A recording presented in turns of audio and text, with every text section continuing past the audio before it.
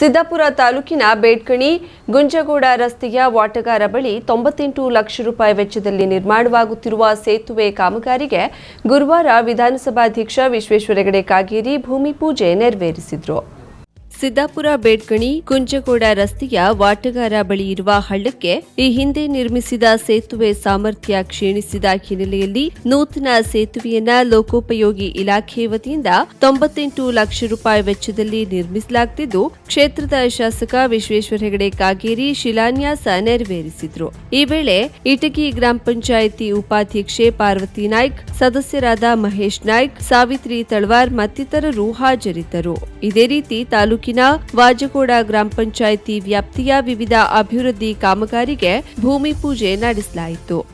ದಾಂಡೇಲಿ ತಾಲೂಕಿನಾದ್ಯಂತ ಮಹಾಮಾರಿ ಕೊರೋನಾ ಸೋಂಕು ದಿನದಿಂದ ದಿನಕ್ಕೆ ಉಲ್ಬಣಗೊಳ್ಳುತ್ತಿದ್ದು, ಜನರಿಗೆ ಈ ಬಗ್ಗೆ ಭಯವಿಲ್ಲದೆ ನಿರ್ಲಕ್ಷ್ಯ ವಹಿಸುತ್ತಿರುವುದು ಕಂಡುಬರುತ್ತಿದೆ.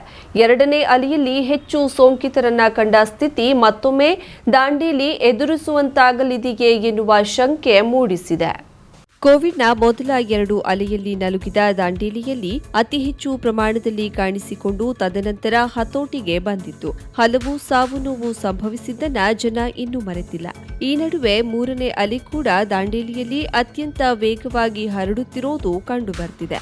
ಎಲ್ಲದಕ್ಕಿಂತ ಹೆಚ್ಚಾಗಿ ಶಾಲಾ ಮಕ್ಕಳಲ್ಲಿ ಗಣನೀಯ ಪ್ರಮಾಣದಲ್ಲಿ ಕೊರೋನಾ ವ್ಯಾಪಿಸಿರುವುದು ಇನ್ನಷ್ಟು ಆತಂಕಕ್ಕೆ ಕಾರಣವಾಗಿದೆ. ಇಲ್ಲಿಯವರೆಗೆ 3ನೇ ಅಲೆಯಲ್ಲಿ ದಾಂಡೇಲಿಯಲ್ಲಿ 250ಕ್ಕೂ ಹೆಚ್ಚು ಜನರು ಸೋಂಕಿಗೊಳಗಾಗಿದ್ದು, ಇವರಲ್ಲಿ 60% ವಿದ್ಯಾರ್ಥಿಗಳು ಇರೋದು ಕಂಡುಬರ್ತಿದೆ.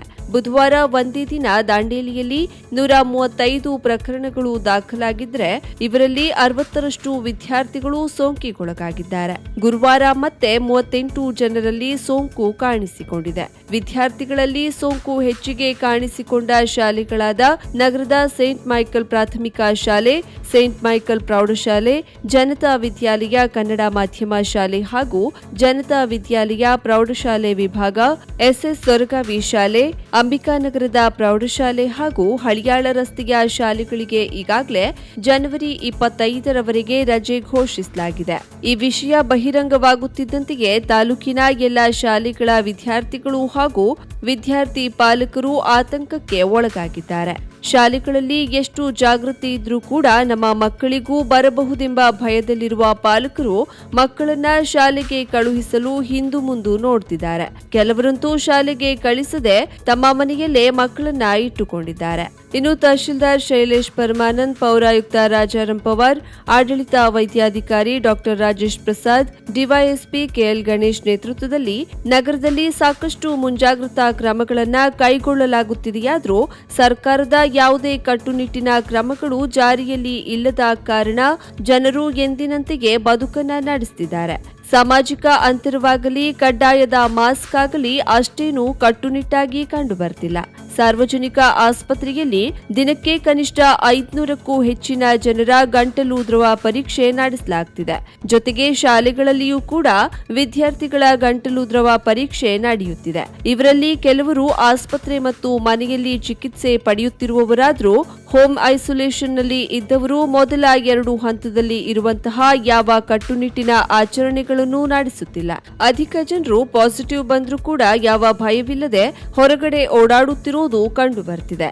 ನಗರದಲ್ಲಿ ಎಲ್ಲೆಡೆ ಬಹುತೇಕ ಜನರಿಗೆ ಮೈಕೈ ನೋವು, ಚಳಿ ಜ್ವರದ ಬಾಧೆ ಕಾಣುತ್ತಿದೆ. ಹೀಗೆ ರೋಗದ ಲಕ್ಷಣ ಕಂಡುಬಂದ ಅನೇಕರು ಕೊರೋನಾ ಭಯದಲ್ಲಿ ಪರೀಕ್ಷೆಗೆ ಹೋಗುತ್ತಿದ್ರೆ, ಸಾಕಷ್ಟು ಜನರು ಯಾವುದೇ ಪರೀಕ್ಷೆಯನ್ನು ಮಾಡಿಕೊಳ್ಳದೆ ಮನೆಯಲ್ಲಿಯೇ ಔಷಧಿ ಪಡೆದುಕೊಳ್ಳುತ್ತಿರುವುದು ತಿಳಿದು ಬಂದಿದೆ.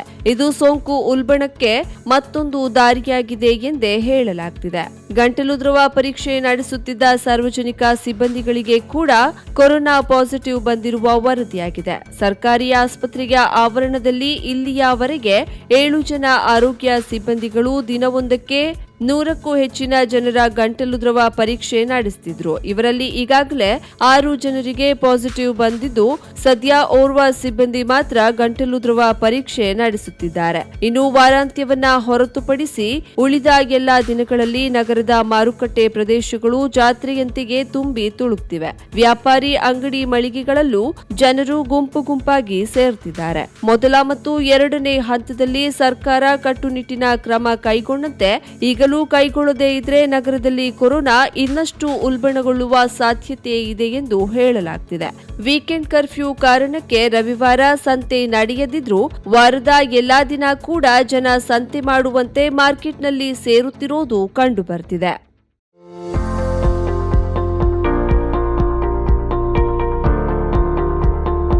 ಗಣೇಶ್ ಏಜೆನ್ಸೀಸ್ ಗೃಹ ಬಳಕೆಯ ವಸ್ತುಗಳ ಅಧಿಕೃತ ಮಾರಾಟಗಾರರು.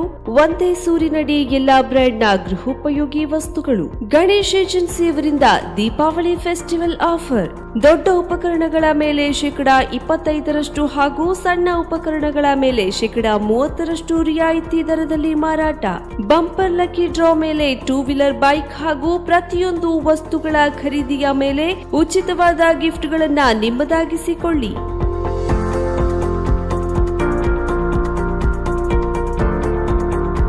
ನಮ್ಮಲ್ಲಿ AC, LED TV, refrigerator, fan, cooler, washing machine, Prestige cooker, mixer, grinder, speaker system ಹಾಗೂ ಇನ್ನೂ ಅನೇಕ ಗೃಹ ಬಳಕೆಯ ವಸ್ತುಗಳು. ಇವೆಲ್ಲವೂ ನಿಮಗಾಗಿ ನಿಮ್ಮ ಗಣೇಶ್ ಏಜೆನ್ಸೀಸ್ನಲ್ಲಿ ಮಾತ್ರ. 0% ಡೌನ್ ಪೇಮೆಂಟ್, ಸುಲಭವಾದ ಇಎಂಐ ಕಂತುಗಳು. ಹಿಂದೆ ಭೇಟಿ ನೀಡಿ. Ganesh agencies, green street, main road, Karwar. ಕಾರವಾರದಲ್ಲಿಯ ಆಧ್ಯಾತ್ಮಿಕ ಧಾರ್ಮಿಕ ಪೂಜಾ ಸಾಮಗ್ರಿಗಳ ಹಾಗೂ ಸಾಂಪ್ರದಾಯಿಕ ಶೈಲಿಯಲ್ಲಿ ಮನೆಯಲ್ಲಿ ತಯಾರಿಸಲ್ಪಟ್ಟ ಶುದ್ಧ ಹಾಗೂ ರುಚಿಕರ ತಿಂಡಿ ತಿನಿಸುಗಳ ಏಕೈಕ ಮಳಿಗೆ. ನಮ್ಮಲ್ಲಿ ಎಲ್ಲಾ ರೀತಿಯ ಪೂಜಾ, ಹೋಮ, ಹವನ, ಮದುವೆ, ಮುಂಜಿ, ಗೃಹ ಪ್ರವೇಶ ಸೇರಿದಂತೆ ಪ್ರತಿಯೊಂದು ಶುಭ ಕಾರ್ಯಕ್ಕೆ ಬೇಕಾದ ಸಾಮಗ್ರಿಗಳು ಲಭ್ಯ. ಬಾಳೆ ಎಲೆ, ಬಾಳೆಗಿಡ, ಬಾಳೆಗೊನೆ, ಮಾವಿನ ತೋರಣ, 5 ಜಾತಿಯ ಜೋಡು ಹಣ್ಣು, ಬೇಲಪತ್ರ, ತುಳಸಿ, ಕರ್ಕಿ, ಬಲಿ ಸೊಪ್ಪು, ಬಾಸಿಂಗ, ಮದುವೆ ಡಿಸೈನ್ ಕಾಯಿ, ಹೂವಿನ ಹಾರ, ಆವಳ ಮಾಲೆ, ಪೂಜಾ ಬಟ್ಟೆ, ಪೂಜಾ ಪಾತ್ರೆ, ಬುಟ್ಟಿ, ಮಡಿಕೆ, ಮಾತೆಗುಳಿ, ಒನಕೆ, ಬೀಸುವ ಕಲ್ಲು, ಹೋಮದ ಕುಂಡ, ಸೆಗಣಿ ಬೆರಣಿ, ಹೋಮದ ಕಟ್ಟಿಗೆ, ನವಗ್ರಹ ಕಟ್ಟಿಗೆ, ಶಂಖ, ರುದ್ರಾಕ್ಷಿ ಸೇರಿದಂತೆ ಪೂಜಾ ಹವನ ಸಾಮಗ್ರಿಗಳು ಲಭ್ಯ. ಇನ್ನು ಆಕಳ ಹಾಲು, ಶುದ್ಧ ತುಪ್ಪ, ಮೋದಕ, ಬೇಸನ್ ಲಾಡು, ಬೂಂದಿ ಲಾಡು, ಹೋಳಿಗೆ, ಕರುಂಜಿ, ಚಕ್ಕುಲಿ, ಅಪ್ಪೆಮಿಡಿ, ಉಪ್ಪಿನಕಾಯಿ, ಜೇನುತುಪ್ಪ, ತೆಳು ಬೆಲ್ಲ, ವಿವಿಧ ತರಹದ ಹಪ್ಪಳ, chutney powder, home made masala powder, ಶುದ್ಧ ಹಳದಿ ಮತ್ತು ಮೆಣಸಿನ ಹುಡಿ, ಸಿರಿಧಾನ್ಯ ಇವೆಲ್ಲವೂ ನಿಮ್ಮ ನರಸಿಂಹ ಮಾರ್ಕೆಟ್ನಲ್ಲಿ ಮಾತ್ರ. ಶುದ್ಧ ಹಾಗೂ ತಾಜಾ ಶೇಂಗಾ ಎಣ್ಣೆಯಲ್ಲಿ ಹಾಗೂ ಊರ ಆಕಳ ತುಪ್ಪದಲ್ಲಿ ಮಾಡಿದ ಶೇವು ತಿಂಡಿ, ವಿವಿಧ ಬಗೆಯ ಲಾಡು ಹಾಗೂ ಹೋಳಿಗೆಗಳನ್ನ ಪ್ರತಿನಿತ್ಯ ಕೂಡಲೇ ಮಾಡಿಕೊಡಲಾಗುವುದು. 87 ವರ್ಷಗಳ ಗ್ರಾಹಕರ ವಿಶ್ವಾಸ ಹೊಂದಿರುವ ನಿಮ್ಮ ನರಸಿಂಹ ಮಾರ್ಕೆಟ್ ಇಡೀ ಭಾರತದಾದ್ಯಂತ ಮನೆ ಮನೆಗೆ ನಿಮ್ಮ ಬೇಡಿಕೆಯ ವಸ್ತುಗಳನ್ನ ಪೂರೈಕೆ ಮಾಡುತ್ತದೆ. ನಿಮ್ಮ ಅಗತ್ಯ ವಸ್ತುಗಳಿಗಾಗಿ ಹಿಂದೆ ಭೇಟಿ ಕೊಡಿ. ನರಸಿಂಹ ಮಾರ್ಕೆಟ್, ಕೆನರಾ ಬ್ಯಾಂಕ್ ಕೆಳಗಡೆ, ರಾಯ್ಕರ್ ಮೇನರ್, ಕೈಕಿಣಿ ರೋಡ್, ಕಾರವಾರ.